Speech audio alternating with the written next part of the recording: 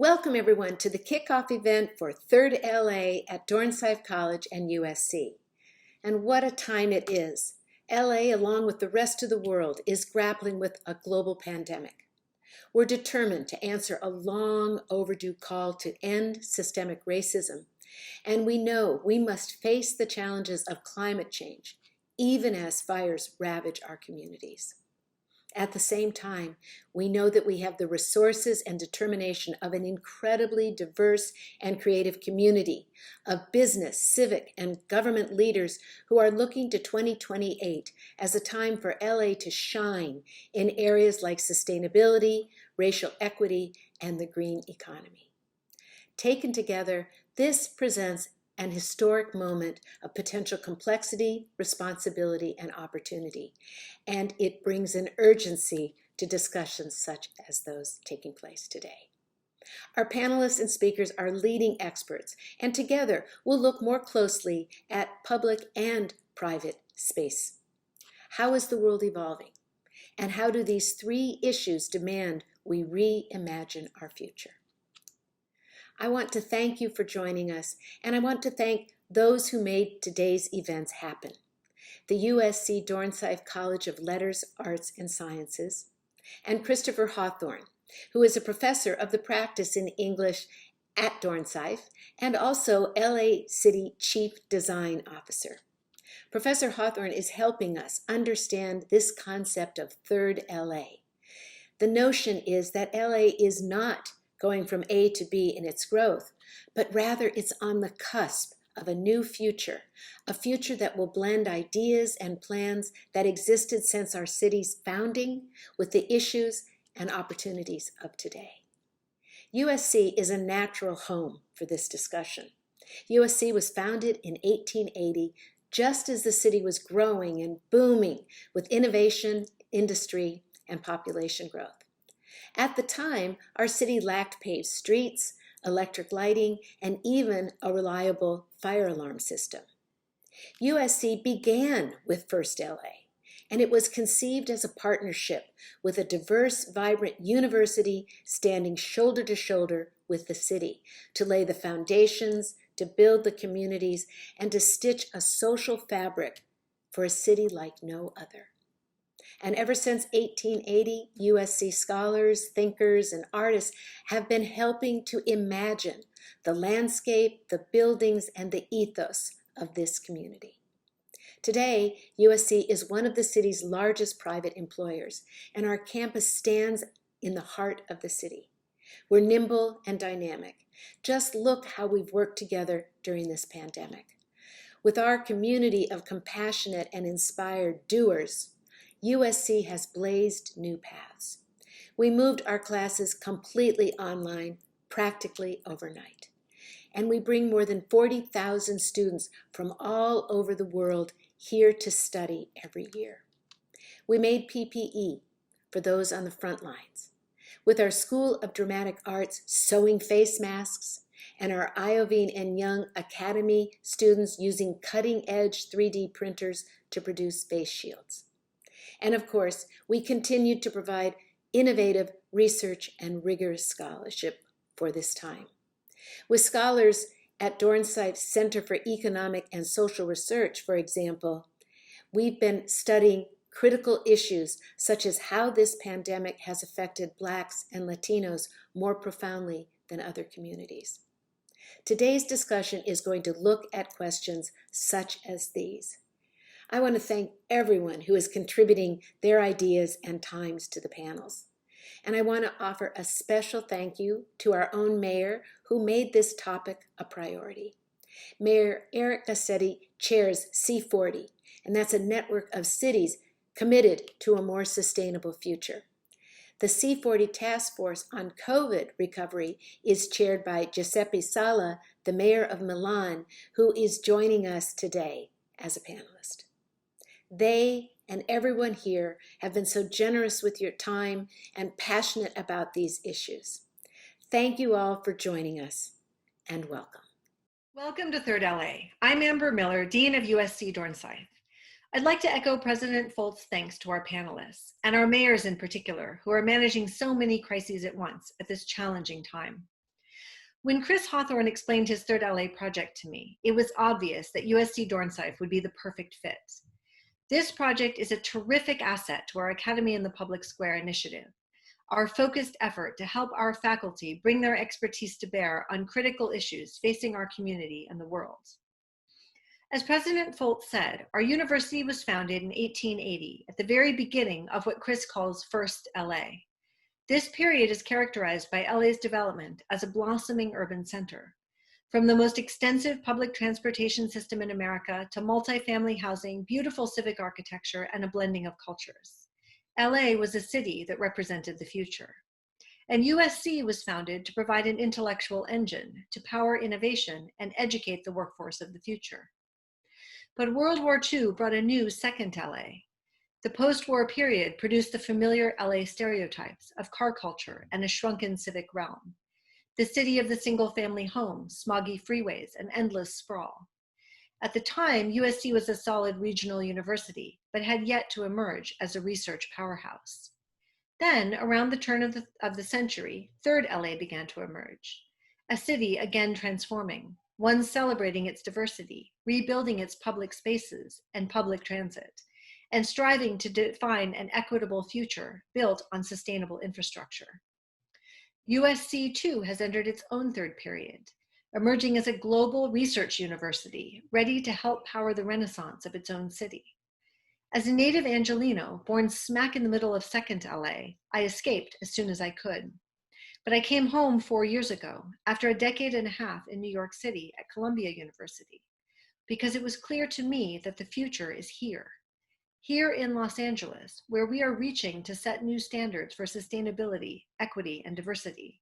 And here at USC Dornsife, where we are building a new way for a university to bring the power of academic expertise to help a community thrive.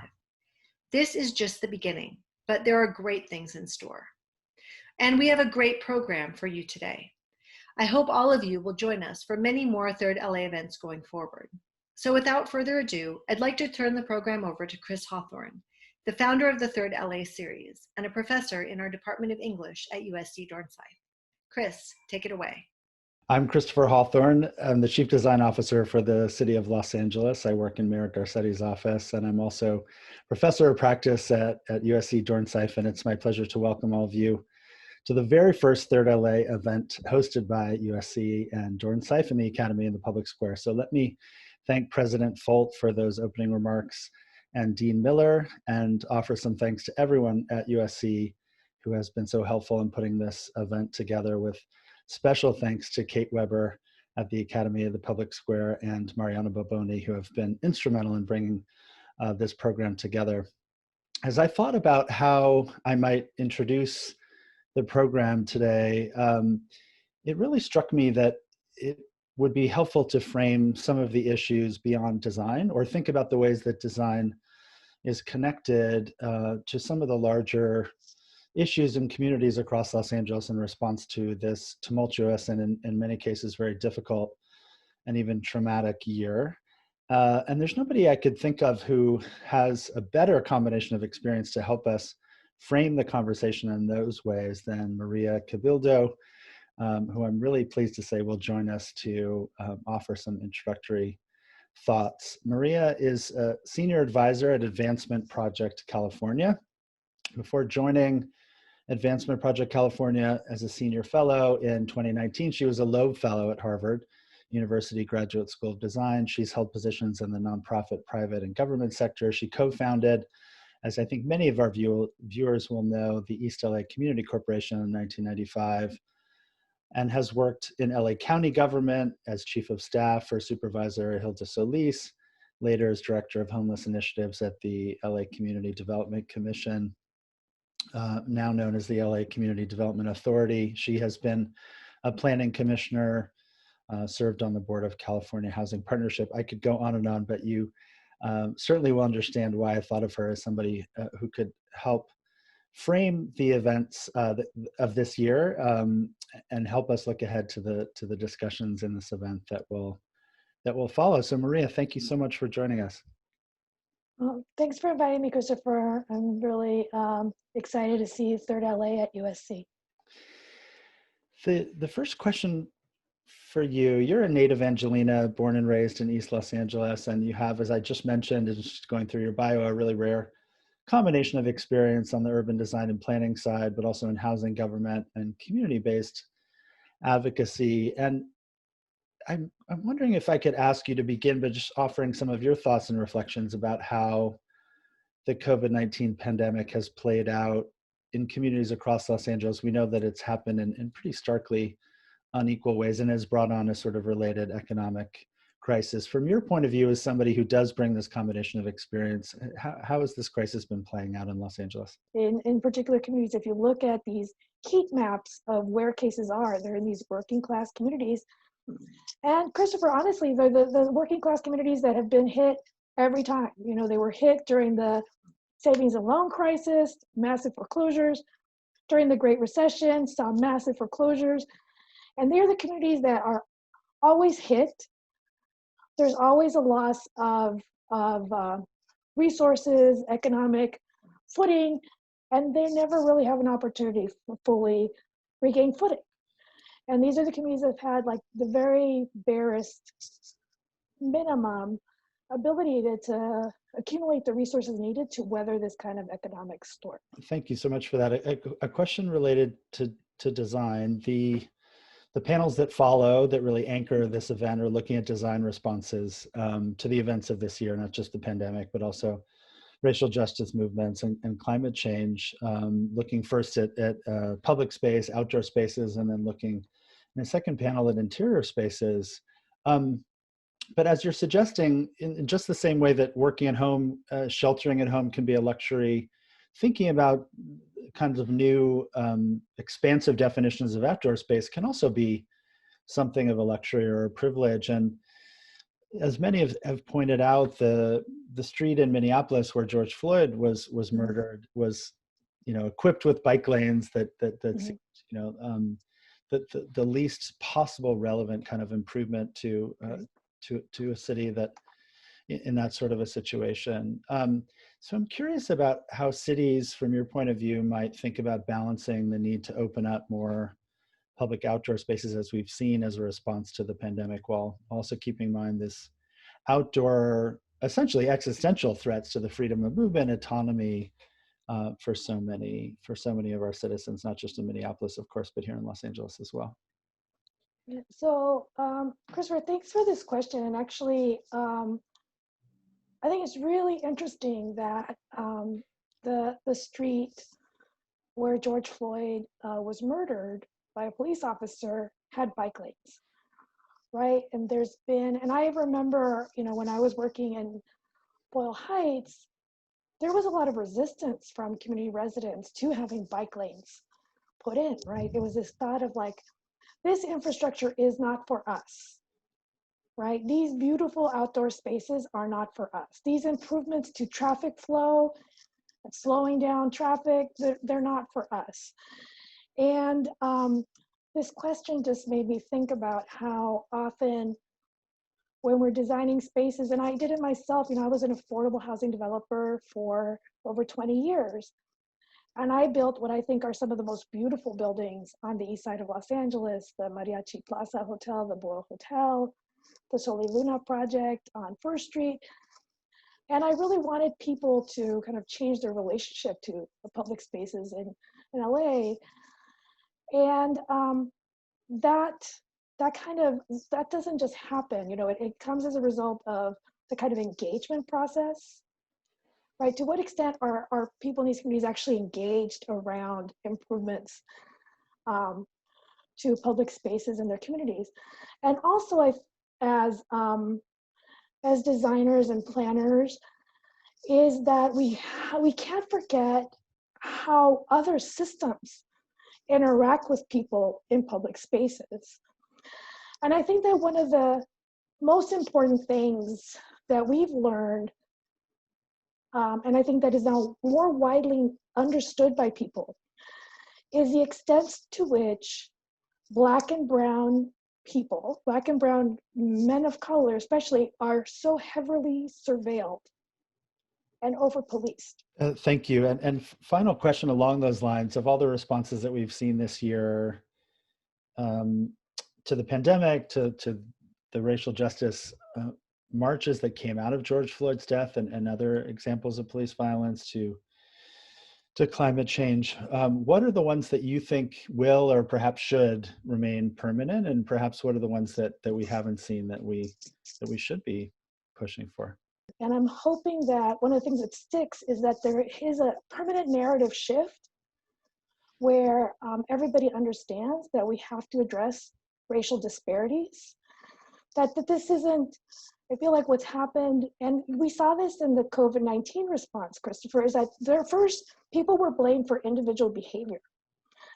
Instead of really looking at the systems that forced people of color to live in communities without supermarkets, in overcrowded housing, because housing is so expensive and it takes multiple households to own a unit. So in a way, we were blaming people for being poor and for having to go out and repeatedly expose themselves, instead of like really interrogating the systems that have caused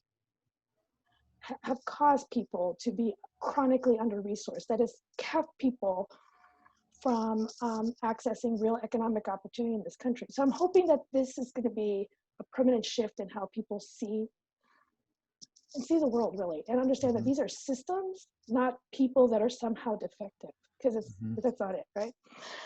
So I think that is a real opening. The other that I'm excited about, in a way, because I saw it so much in my community and the work that I did on the East Side, is this collective care for each other.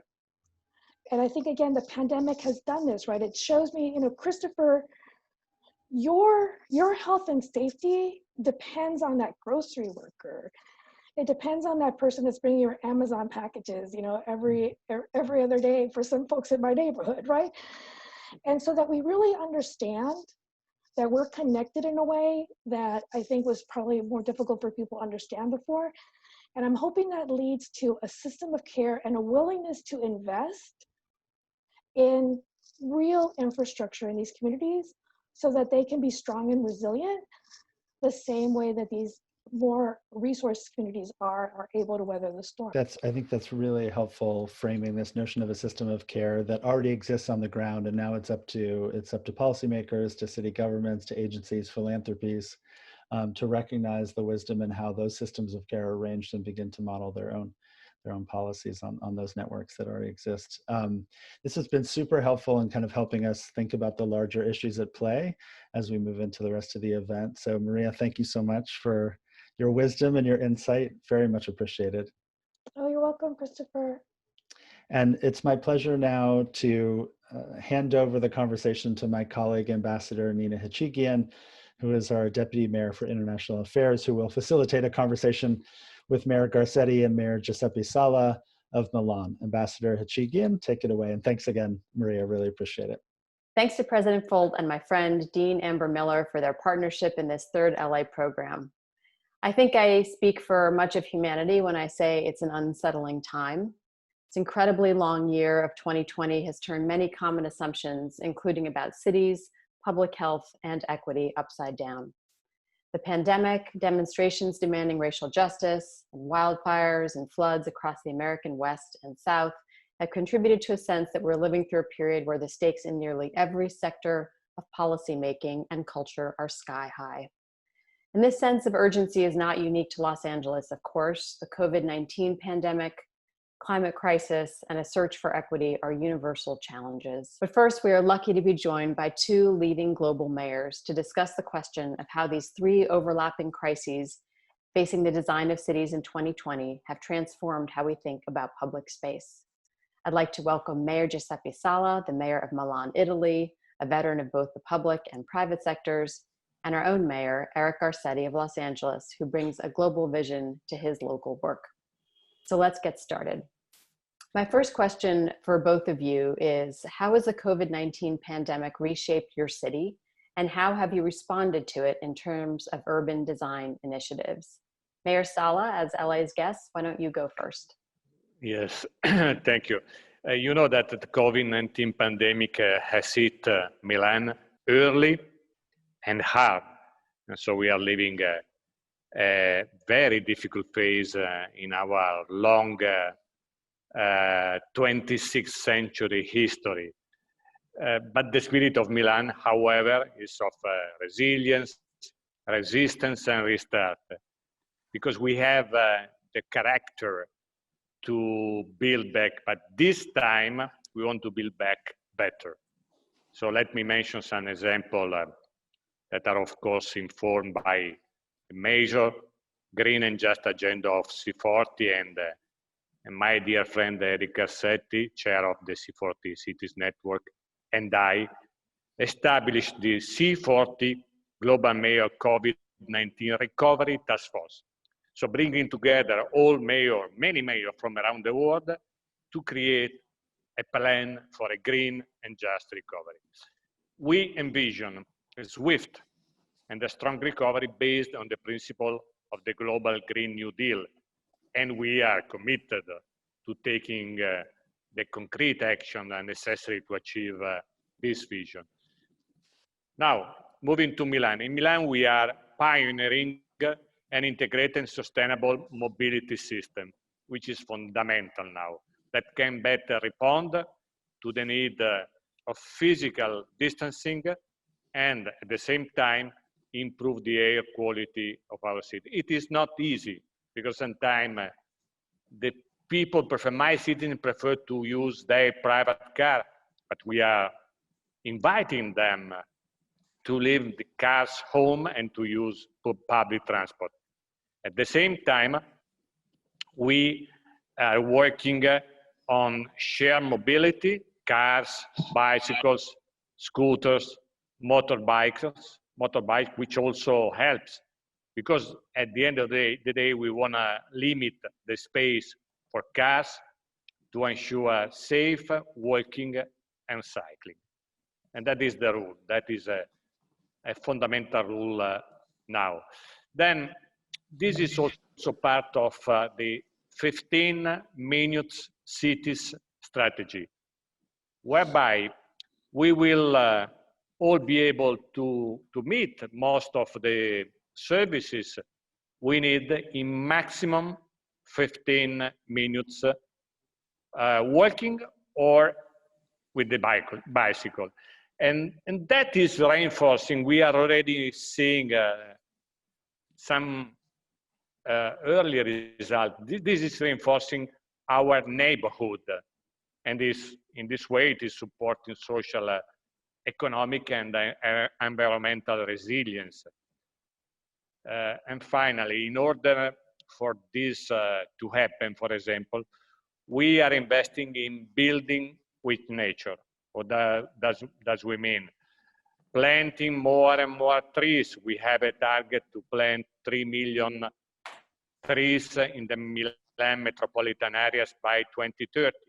Creating new parks and green roofs to help reducing climate shocks, such as heat waves and sudden flooding, which is a problem in Milan.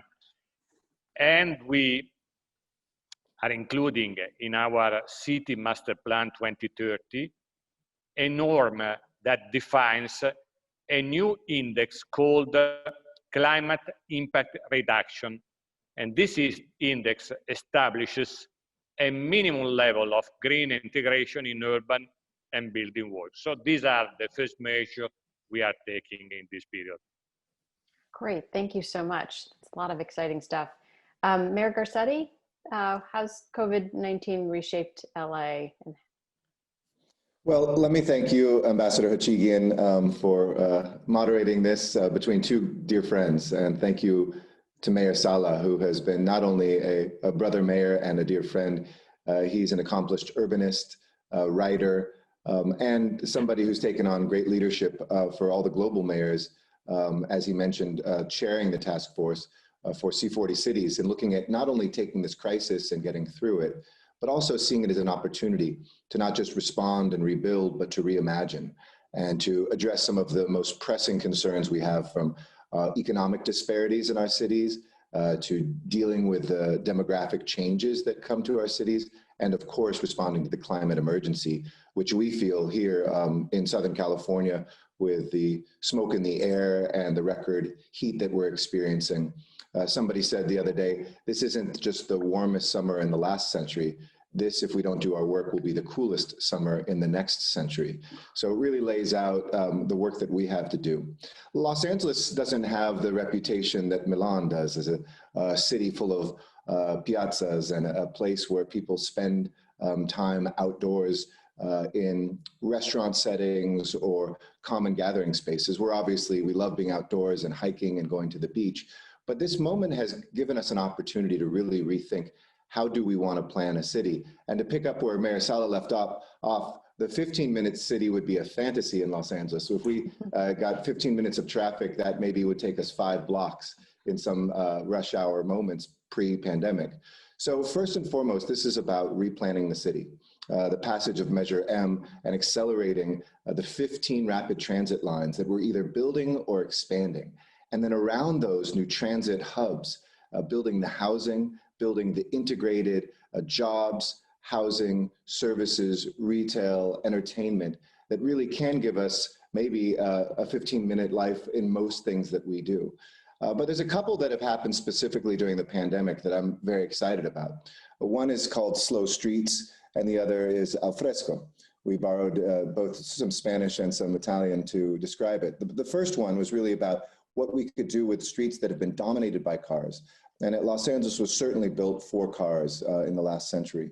But now we have the ability to slow traffic down on those streets. And as people needed to stay home, but they wanted to stay in the neighborhood and get out and walk and see one another at a safe distance, they realized there wasn't enough space on sidewalks, or in some neighborhoods where there really even aren't sidewalks.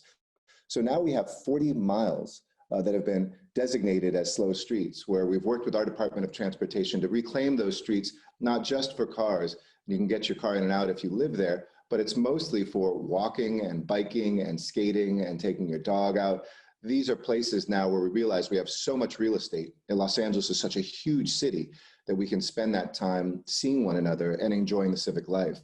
Second was Al Fresco, which is now a program with over 2,000 restaurants, and not just restaurants, we're also doing this with other businesses. But we have great boulevards in Los Angeles, famous streets like Sunset Boulevard, Ventura Boulevard, certainly Wilshire Boulevard, Crenshaw Boulevard. But we wanted to look at the network of streets off the main boulevards that still do have great opportunities. I think of Leimert Park, which is kind of our African-American heartland of Los Angeles, where on Degnan Boulevard, half of it is closed now. And we've opened that up to be able to be a place where people can spend time, can dine outdoors. And this is something we can do year-round in Los Angeles. There's no winter season we have to contend with like New York is doing right now and trying to figure out how they can keep those restaurant tables open in the wintertime. So to me, that has been really exciting. 40 miles of roads, 2,000 businesses. And I've told my departments, this isn't just something temporary. We want to keep this going afterwards. This is something that restaurants and the people have demanded. This is something that's bringing us together even as we have to stay apart. And to me, that's very exciting. One last thing I'll say, it's also made me rethink about public transportation. And Mayor Sala's task force report, one of the main parts was to reinvest in public transportation, something we have to get people back to. Here in Los Angeles, we have more ridership than any other city during the pandemic, percentage-wise. But we're very clear, I chair our Metro board, that we need to move even further, not just in investing in the new lines, but moving towards making public transportation free. And so we're looking at that very aggressively. Only about 15% of our revenues come from the fare box. So what could we do to possibly be the first big city in America to make transit free, not just for some students as we've done already, but for all people so that they come back and see that this is really a public network that will help stitch the city together now and after the pandemic. Thank you. That's actually really exciting. Let me stick with you for the next question, Mayor Garcetti. Can you talk about how racial and social justice movements have reshaped LA in recent years? And what of those marches and demonstrations, how have they shaped your thinking about where and how we gather? Well, obviously, this has been a painful year to contend with. And as I say, it may be that moment we've been waiting for where the United States has the opportunity to finally birth a full multiracial democracy. And we can't miss this moment. We have to meet this moment. And certainly I felt that excitement of people on our streets demanding that change, wanting that to happen nationally, but in every city, and that solidarity across from city to city, state to state. It reminded us first and foremost that we do have plazas. We do have these piazzas. We can create them any place. Closing streets down, which we're looking at, maybe some of our main boulevards. We've studied places like Hollywood Boulevard for many years that I think is ripe. Downtown, we're looking at a couple streets that maybe could be permanently closed. Imagine having those, not just for protest space, but for common gathering spaces. And that's reminded us that the streets really are for and of the people. Second, though, looking at race, it's been my intention since becoming mayor, and this year has helped me accelerate this, to use race not just as something that you have as one of 10 or 15 issues that are important, but really a prism through which we refract everything that we do. If you don't have an equity lens when it comes to race and gender, you're not going to be measuring what you need, you're not going to be moving what you need, and you're not going to be reimagining what you need. And so I put forward an Executive Directive 27, that looked at all 38 departments and said, you need to have a racial equity officer, a racial equity plan. You need to look at who you hire and promote. You have to look at your internal operations as well as your external impact of your policies. Are we serving people equally? Are we looking at where people start in a starting line behind others? And what are we doing to equalize that and to make that more just? So it's everything from what do we procure and buy as city government? Are those Black-owned or Latino-owned businesses, women-owned businesses? It's looking at non-traditional roles and making sure we recruit, for instance, African Americans who grow up in a community where there's been traditionally a much heavier police presence, and that they could become police officers or they can become gang intervention workers, actually taking care and co-owning public safety in the communities so there isn't some of the discord that we've seen not just around the country, but in decades past here in Los Angeles as well. This is a marvelous moment, even if it's a painful one. And I hope that we will look back and say this was a moment where we saw finally in this country that the second sin, as I call it, the original sin being our treatment of our native peoples, but the second sin of slavery, and then after that, discrimination, racism, and Jim Crow, it is our moment to meet that and to do something about it, to right the wrongs, and to take government as a force for leading on racial equity.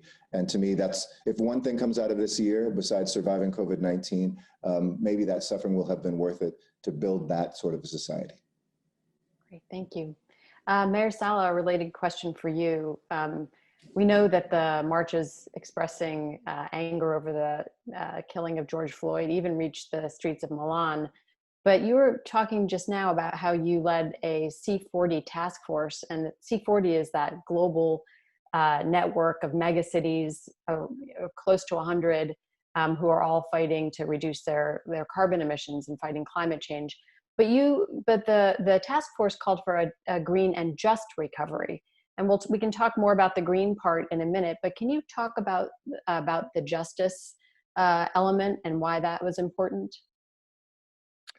Yes, very briefly, but let me come back to the racism issue and the march. We are not marching now, but let me remind you that a couple of years ago, we organized a march in Milan called Together Without Walls, with 200,000 people along the streets in Milan and 200,000 in a street with 1.4 million people living here.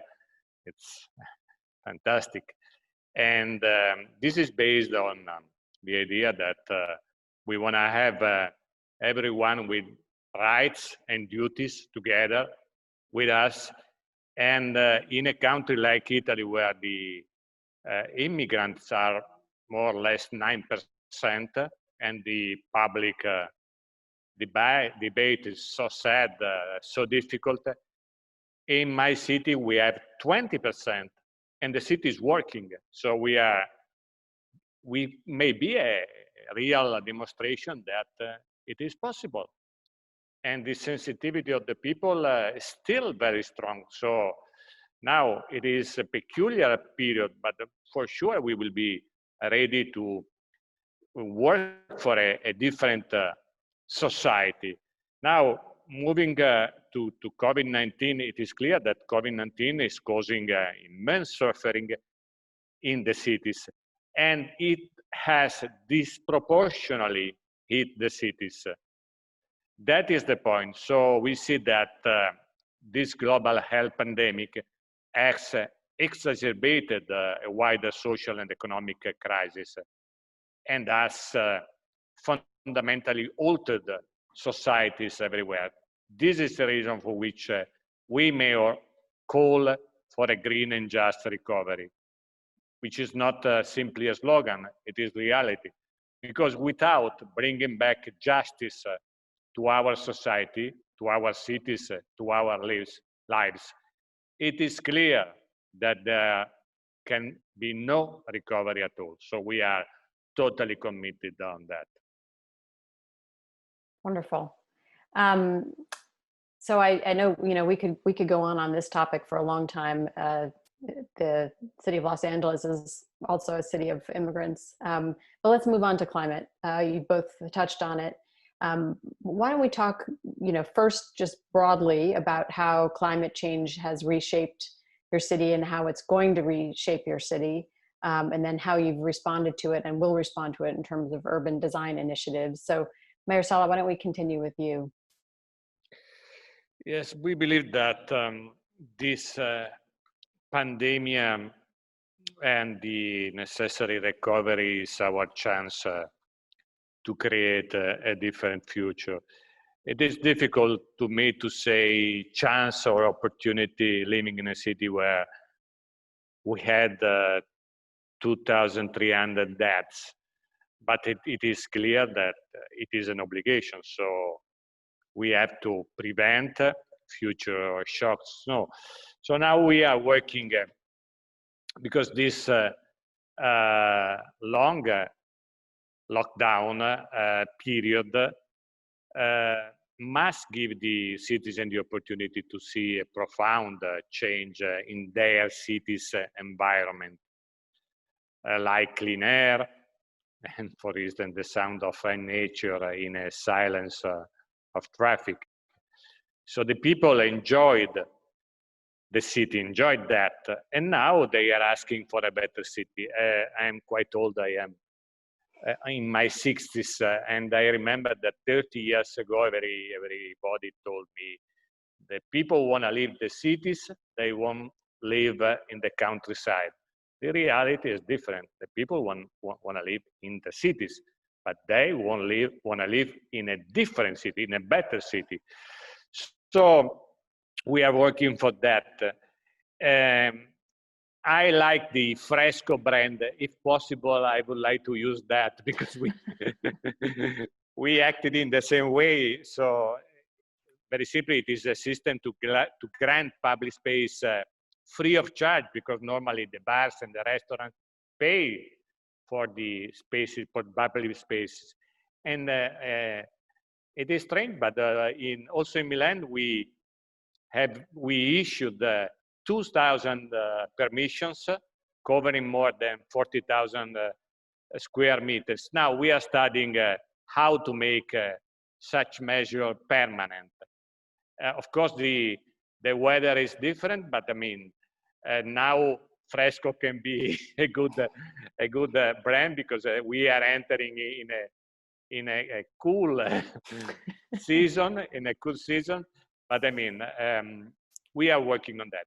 Second, the people in my citizen saw the creation of 35 kilometers of new cycle lines with the Open Street program, and we accelerated that program. And for the end of my mandate in May 2021, they will see the creation of 75 kilometers of other new cycle line. Again, for Milan, it is quite relevant.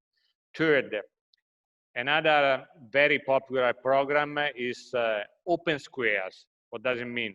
So we are creating and activating new public spaces through lights, quick and also cheap, a sort of tactical urbanism. Then fourth, we created new pedestrian areas and pedestrian priority areas. For example, particularly around schools. So to abide to physical distancing the access of pupils. We have enforced carefree areas around those schools who do not have sufficient front space. And finally, and fifth, during lockdown and school closing, plans were made to increase the opportunity of enjoying and accesses public spaces. Now, we are looking into identifying pilot streets for road closures and transformation into pedestrian areas and playground during specific time slot. I know that in Los Angeles, you, Eric, are a sort of master from this point of view. So over now to Mayor Garcetti. I like the term tactical urbanism, but Mayor, why don't we give you the final word on climate change and how it's reshaping LA? It's great to see two mayors on two sides of the globe working really hand in hand, and impressive work, Mayor Sala. And I love that we're parallel doing so many of those things as well. You know, to me, climate change is the fight of our lives. This decade has to be the climate decade, a decade of action in which it is too late to reverse the damage, but it is not too late to mitigate it. And as you mitigate the damage, and we can feel it, as I mentioned in my opening, in the air that we're breathing right now, the record heat that we're experiencing. We had the hottest day, Mayor Sala, in our experience in Los Angeles, any date, any year, just about 2 weeks ago, when it was in Fahrenheit about 121 degrees. I'll do the math in my head for Celsius in a minute, but it was the hottest day of our lives and the hottest day of our city's recorded experience. So in those moments, we're called on as leaders, first and foremost, to look at the health of our people. But the health of our people in protecting them from the onslaughts that are coming from climate change and the climate emergency also provides opportunities to make it a more livable city. For instance, we've always had hot days here in Los Angeles, but we haven't planned enough neighborhoods with trees. You have beautiful neighborhoods in West Los Angeles or in Hancock Park or parts of the San Fernando Valley that are full and robust with trees. They make the streets more walkable. They make the homes cooler. They make also the power bills, the electricity bills lower. And so it's time for us to look at this as an equity issue and to make sure that there are shade trees and that there are canopies of trees in every neighborhood, no matter whether it's a working class neighborhood or a neighborhood, a community of color predominantly, and immigrant neighborhoods. And so we're planting 90,000 trees and doing them in a strategic way to look at where does somebody wait at a bus stop? Because if it's a hot blazing sun and it's a senior or a student, that student will be tired when it comes to her homework and it'll have an effect on her grades. A senior may not be able to go shopping and get to the market. So these things are important for us. And we look at even the streets themselves. We're paving streets with we're experimenting with new colors on the streets, lighter colors that together with the shade trees and other things can reduce the temperature by as much as 20 degrees on a hot day. So these are ways that I think we fundamentally are adapting to climate change and the changing weather and temperatures that we have. But we also look at it not just for the livability aspects, but the economy. This is jobs, this is our future, this is our infrastructure. And when we invest in public transportation, when we invest in trees, when we invest in bicycle lanes, when we invest in ways that we can reduce our emissions, we can contribute to the global work that we have to do, while also kind of reimagining and rebuilding the local experience that we have as well. Thank you so much, Mayor Sala and Mayor Garcetti, for a really uplifting discussion about three serious challenges that we're facing. Thank you so much for letting us see the silver lining of the clouds of 2020. And thank you very much. Thank you very much. Thank you to you. Thank you. And thank you, Mayor Sala. Always good to see you. Okay. Ciao, thank you, and I got the Fresco brand today. Good. Okay. It's all yours. Okay. Thank you, my friend. Be well. Bye-bye. And now it's my pleasure to introduce, as a sort of interlude between the two main panels today, the photographer Quasi Boyd Bolden, who has been documenting in a series of really remarkable photographs life on the streets and in the public spaces of Los Angeles during this singular year. I've been photographing the streets of Los Angeles for over a decade. During that time, I've seen the city change in immeasurable ways, but nothing prepared me for the events of this year. The emergence of the COVID-19 pandemic, the lockdown and quarantine that followed, and the Black Lives Matter demonstrations have reshaped what it means to live in Los Angeles. Although things remain extraordinarily difficult for many, a new normal is emerging in neighborhoods throughout the city. Things are never going back to the way they were, but an opportunity exists for something new and possibly better to emerge.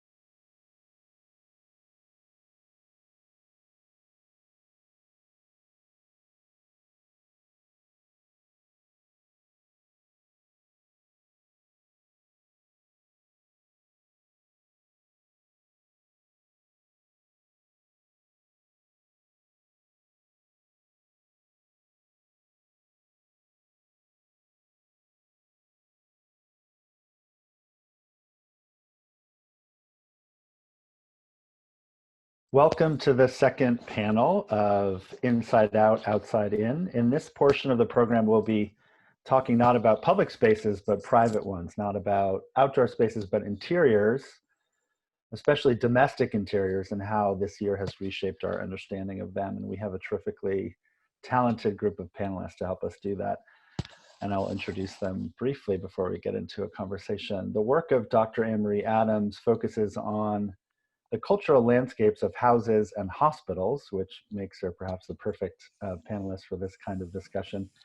She is jointly appointed in the School of Architecture and the Faculty of Medicine at McGill University in Montreal. She holds the Stevenson Chair in the History and Philosophy of Science, including medicine. And she is currently chair of the Department of Social Studies of Medicine in McGill's Faculty of Medicine. She has co-written and co-edited 5 books, including Architecture in the Family Way, Doctors, Houses, and Women, 1870 to 1900, and Medicine by Design, The Architect and the Modern Hospital. Welcome, Anne-Marie.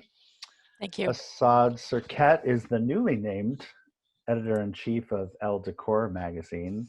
Recently, he ran business operations in New York for Hem, a Swedish furniture brand and design studio. Before that, he was deputy editor of Curbed and holds a degree in architectural history from Columbia. Assad, welcome.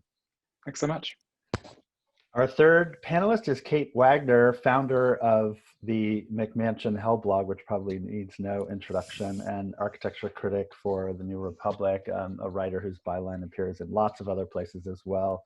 And I have to add now a kick-ass cycling correspondent as well, showing her range in recent weeks. I was very impressed at how quickly you decided and became a correspondent on the Tour de France and other cycling races. So Kate, welcome. Thanks so much for being here. Thank you.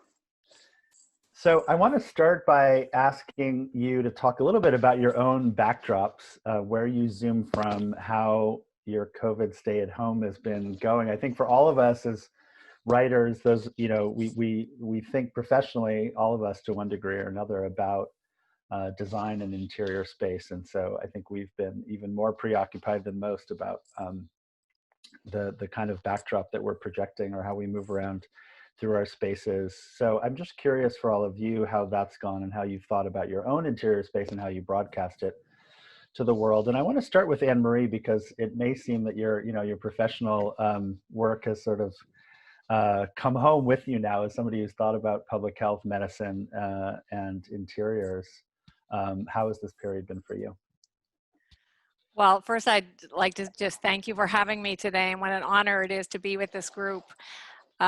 Like so many people, I've been at home since the middle of March and wearing sweatpants and baking sourdough bread and all the rest.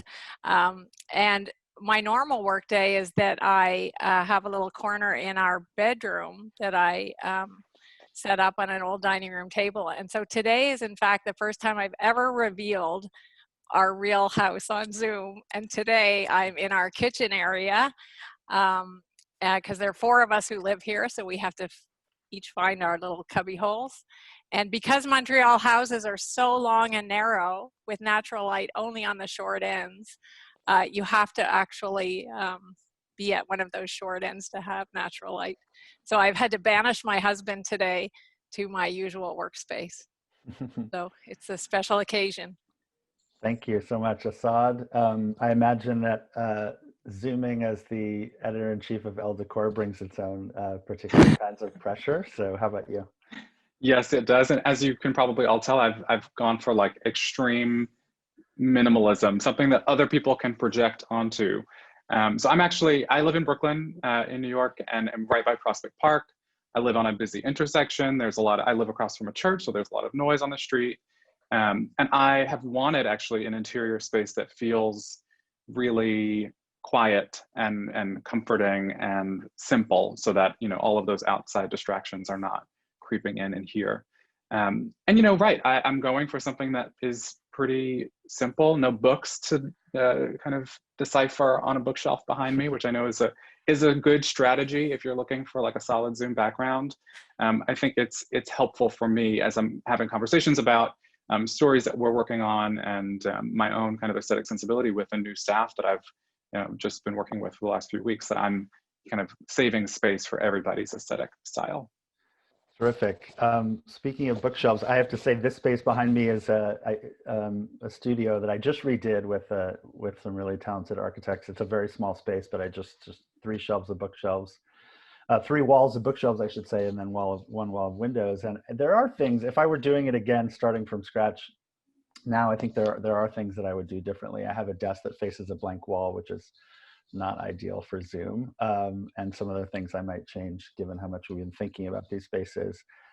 Kate, I know that you moved to Chicago recently, so you've been picking a domestic space during the pandemic. So I'm curious how that went and has gone for you. Oh, it was awful. I'm just going to be completely honest here. Moving during a pandemic, definitely across the country, because I moved from, my husband moved from Baltimore and I moved from DC, combining households for the first time. Really wouldn't wish it on anyone. But it's been actually like kind of funny for my Zoom background. I'm in my office. We got a 3-bedroom apartment, and this is the first time we've had an apartments that weren't studios, like our separate studios. And so it's like a life changer. Like he has an office, I have an office, and then we have like the bedroom. And so I'm in my office, but because I just moved, I don't have any like art on the walls, or because I usually do a gallery wall with, you know, my favorite posters from museums or framed postcards, things like that, quilts that I've made, like mini quilts. And so I just decided, I have a desk that faces a window that faces the street. So I just rotated my desk 90 degrees here for my bookshelf. And this is actually like my spare bookshelf. My main bookshelf is in the living room with all of my like really good books. This is like where I put like books that are not like coffee table books, basically. So it's kind of funny that this is like, there's this mixture of, I want to project myself as being glamorous in that I have a lot of books, but like some of these books, like this shelf here is just all field guides, like nature field guides. stuff like that. So it's like a mixture of kind of like erudite, but also geeky and disorganized. It's kind of a mixed message, but it's better than a blank wall with nothing on it with some U-Haul boxes in the background. So no, I think it works really well.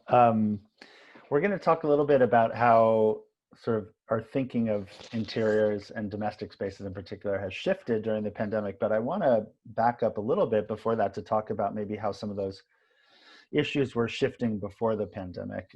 Certainly interiors have been a kind of stepchild in Architectural Academy for a long time, but I think that was starting to shift in some interesting ways even before the pandemic hit. So I'm curious for all of your thoughts about that. I was really struck by a couple of things that were shifting. There's a designer and writer named Nicholas Crody who started an office called Interiors Agency, and he has really made the case for us to think about the earth now as a kind of interior. So he's describing the interior as a kind of planetary condition. As he puts it, we can scream fire and call for help, but we can't evacuate when the burning house is planet Earth. Certainly not now, probably not ever. We're stuck inside. And that phrase, of course, has all kinds of new resonances now, very prescient to think that he was writing those words last year, early this year. And he goes on to say, we propose a new how-to, a new catalog of tools. We propose a manual for the new interior, as he calls it, the planetary environment that we inhabit today. So there are some, I think even before the pandemic, some connections between some of the themes we're talking about in this event more broadly, which is the way in which not just the pandemic, but climate change and racial justice reckoning that's happening in cities all over the country overlap, and their issues sort of exacerbate or add to one another. So to kind of set that sort of state, I'm curious how all of you were thinking about these issues sort of before all of this struck. So let me start with you, Assad. Yeah, I mean, it's fascinating to hear about Nicholas's work, kind of thinking about what an interior is, like redefining what we even entertain as an interior. And to your point, I think the pandemic and everything we've been through since March, and then also protests kind of kicking up at the end of May, have acted as an accelerant for things that have been discussed for some time. So we think about kind of the way that open plan interiors, both in workspaces and in residential interiors, have been interrogated anew over the last few years. But of course, now there's this urgency around it because of the pandemic.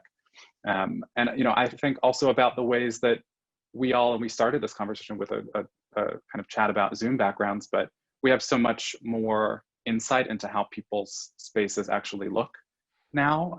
And that idea that what you have in your home is kind of signaling your value system in some way. And I said I have a very simple backdrop, but I do have two signs, and you can only see one here. One says defund the police, and the one beside it says invest in Black communities.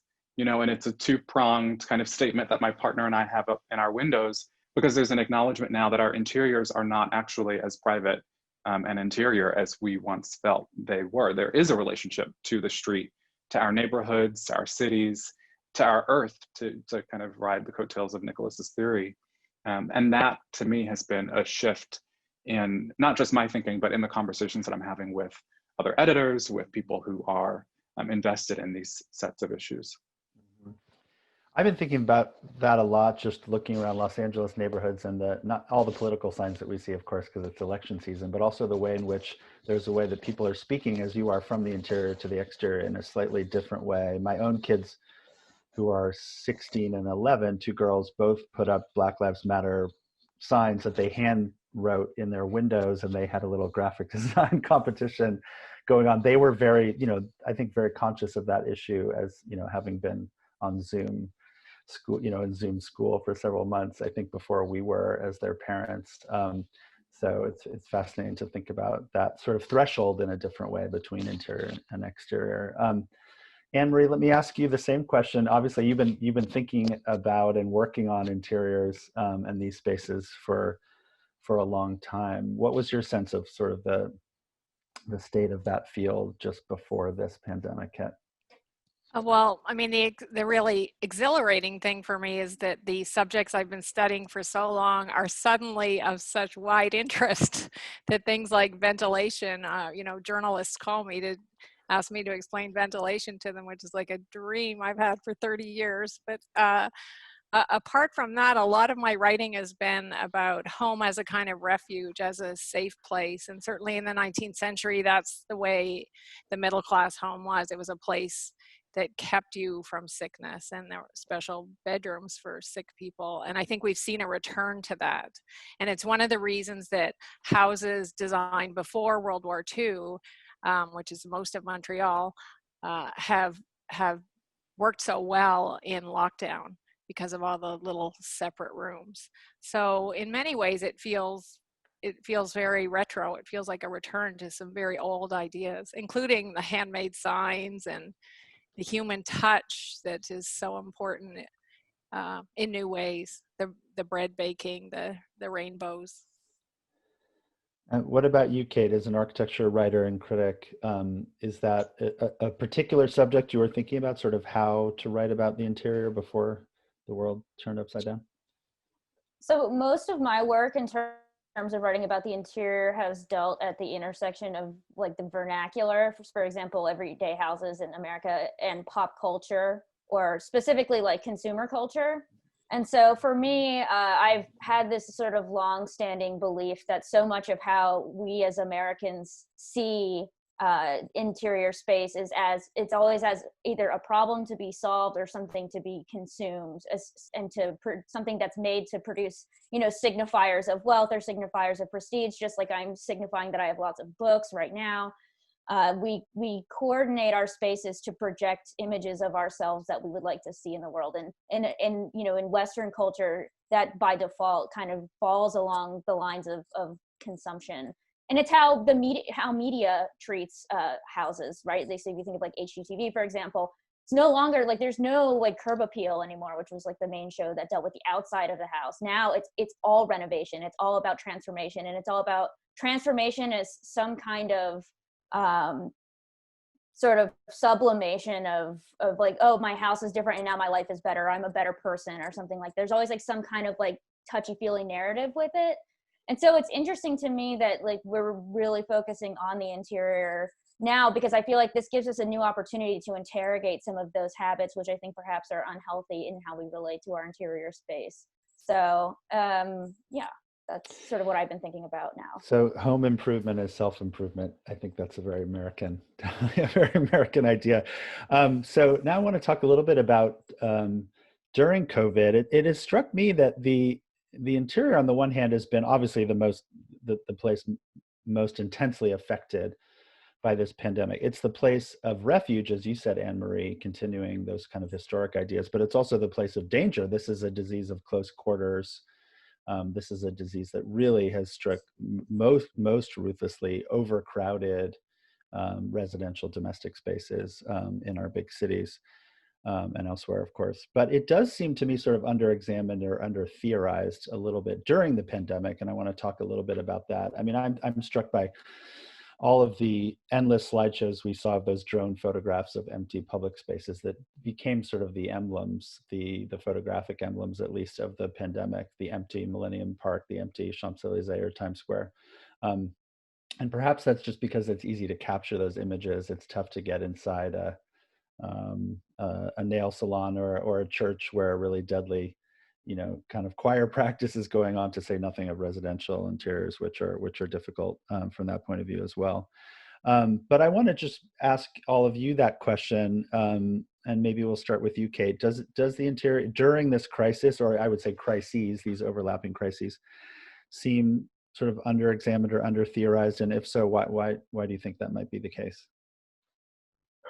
I definitely think that's true. One thing that really struck me when the pandemic first hit was how much I touch things, and how much of architecture I touch with my hands, like doorknobs, elevator buttons, etc. And I went from living in a really dense 7-story mid-century apartment building in DC to living in a 2-flat in Chicago. And so I went from like being in a scenario where every time you left that tiny little cubbyhole apartment, you were in common spaces where people were constantly touching things. Like you had to basically avoid your neighbors. And there was a case in the building at one point, and that was terrifying. And so really the juxtaposition of like the safety of the apartment, of the single tiny hotel room size space that I had to live in, versus what were originally common areas, like places for socialization, places for like human community, was really striking. And now that I'm in a single family house, which has been broken up into apartments, it's like I live in a little fortress, right? I definitely start to see my house as something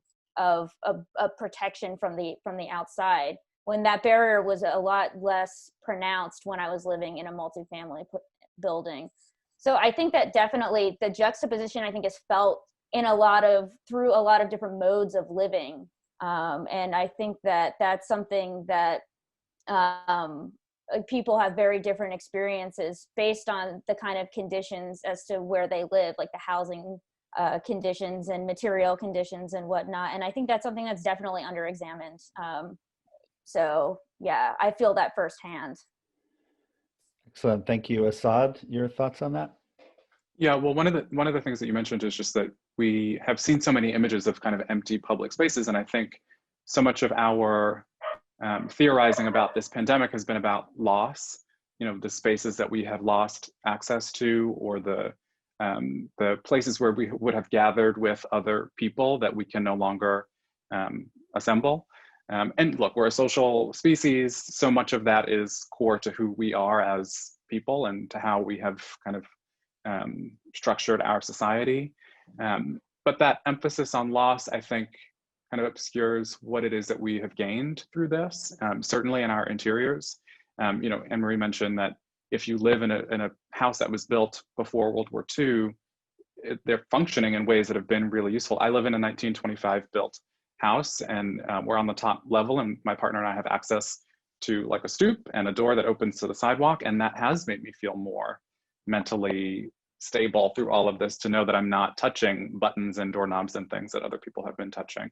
And now I have a greater appreciation for, having rooms that I can retreat to. You know, my partner works out of a guest bedroom, I'm in an office.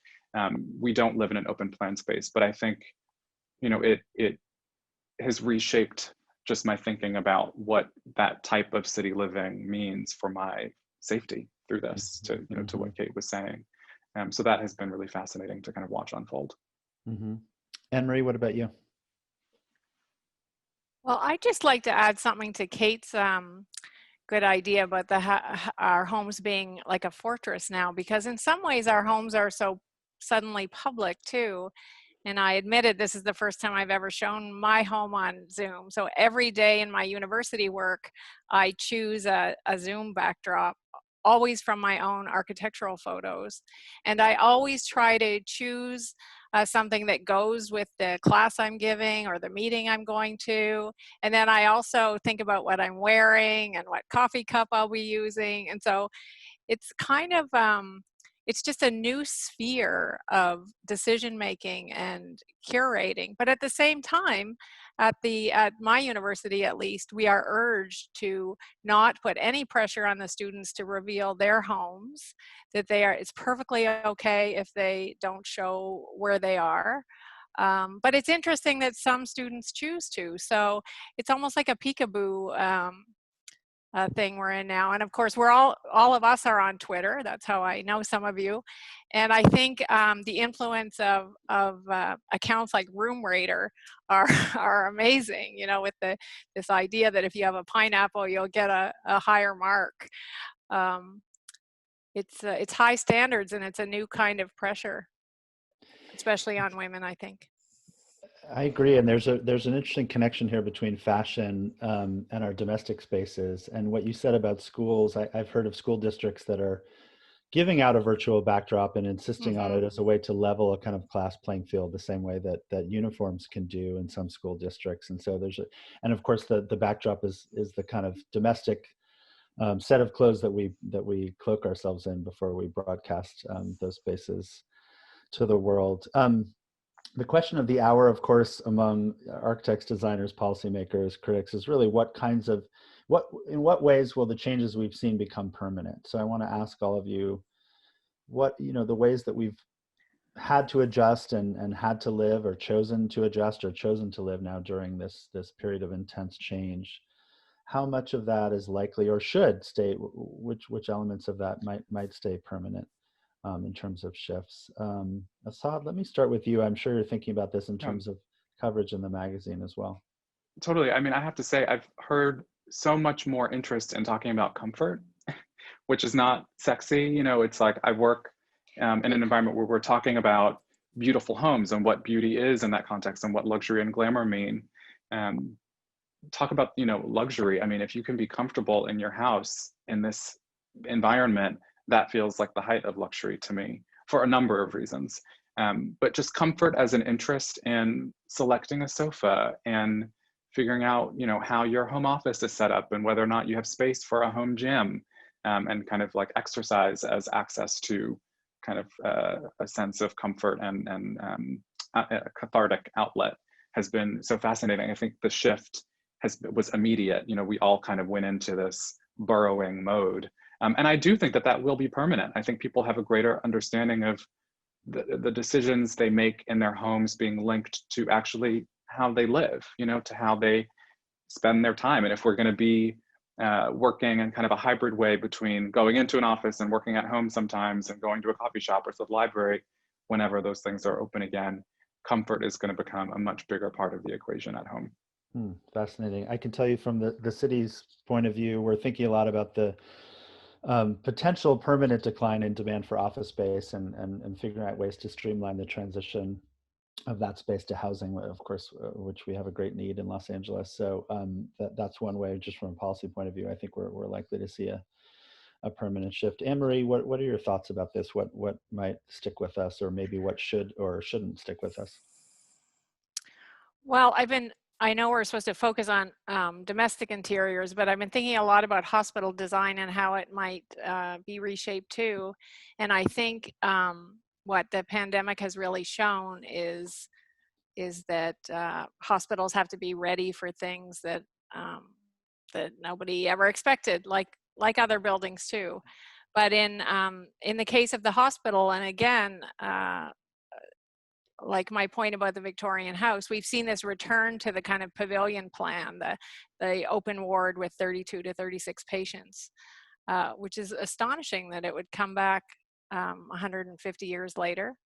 But also I'd like to make a point about long-term care and nursing home design. So I think one of the really horrific images of COVID-19 is, at least in Canada, is the huge numbers of deaths in long-term care and the kind of exposure of the warehousing of older people.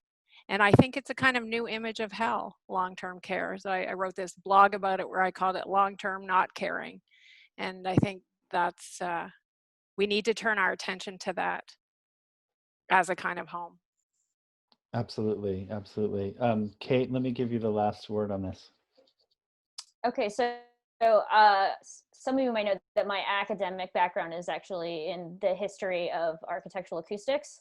And so for me, we start to think, I feel like we're thinking a lot now about things that I wished that we thought about before, like ventilation, which is also acoustics, and but also sound too. I mean, we have this new sort of interactive audio visual way of interacting socially now. We have to sort of think about like, oh, we have to be in an office, or we have to like have some kind of barrier. We have to, sort of like insulate or isolate how we sound just for like productivity purposes. And so we're thinking about the house and the domestic space sonically in a way that we haven't before. And that's really, really, really refreshing to me personally. But also I think that the pandemic has sort of accelerated some of the changes that were already starting to be made. In terms of, especially like in commercial space, in terms of offices. Of course, like you mentioned, the open office has been interrogated forever and ever and ever now. But at the same time, I think that the real change is not necessarily like the closing of offices, but sort of a more modularity to them. So instead of just adding rooms or cubicles, everything has to be very flexible. Everything has to be movable. And again, I think that that's something that's going to accelerate. And I think it's going to spill also into the home sort of arena as home offices become sort of rediscovered. And they were sort of a really popular idea and thing to talk about like in the 90s during the beginning of the computer age, but the home office sort of like fell off the face of the earth in terms of just like a status symbol or like a design item, so to speak. So I think that I definitely believe that those changes are small enough. That sort of shift from openness to modularity is subtle and small, but I feel comfortable making that prediction. Anything bigger, like we're going to get rid of open offices, like no way, I would never. That's a little out of my magic 8-ball, so to speak, but that's definitely a transition I'm seeing. Great. Last question. I'll ask you to do this in sort of rapid fire. So give me 30 seconds on this one, if you don't mind. How have the events of this year, particularly the pandemic, changed your own work on these interior and domestic spaces, and how you think about the focus of your work going forward? And I'll start with Kate. So 30 seconds. Okay. I definitely think that the shift towards interiority and the shift towards the domestic is igniting a sort of renaissance of thinking about the vernacular, which is sort of my cup of tea. So it's given me a lot of opportunity to pursue work that I wouldn't have had before. And it's given me a lot of opportunity to think and ask questions that I find fascinating, and even despite the kind of morbid backdrop. So I'd say in that case, it's been actually rather good for me. So. Excellent. Anne-Marie. Well, me too. Like Kate, this has given me a chance to study something I've always studied historically, sickness and space. And now my new case study is unfolding around me. So I don't have to study the past. I can observe what's happening now, which is really exciting. Perfect. Assad. Yeah, I mean, for me, there couldn't be a better time to be taking over a magazine about interiors. I mean, we're all in them 100% of the time. It's tricky to want to make a magazine that reflects some of the more tragic and difficult and complex topics that we've all spoken about today, like safety and security, and also think about comfort, inspiration, aspiration, and what that means in this context. And that makes the enterprise so much more exciting for me. So I'm looking forward to having more of these conversations about it. Thank you. Well, it was terrific to get a peek into your homes, your home office, the spaces from which you Zoom, but also a peek into your thinking about how the world has changed in this singular year. So thanks to all three of you for joining us. Really appreciate it. Thank you. Thank you. Thank you. Thanks. And in closing, let me thank all of you for joining us today. Third LA will be back in December with Pump to Plug, a symposium looking at the future of charging station design and gas station sites across Los Angeles as the switch to electric vehicles accelerates. If you're interested in that event, you can find more information by visiting the Third LA website or emailing us at the address on the screen. Have a fantastic day and be sure to vote.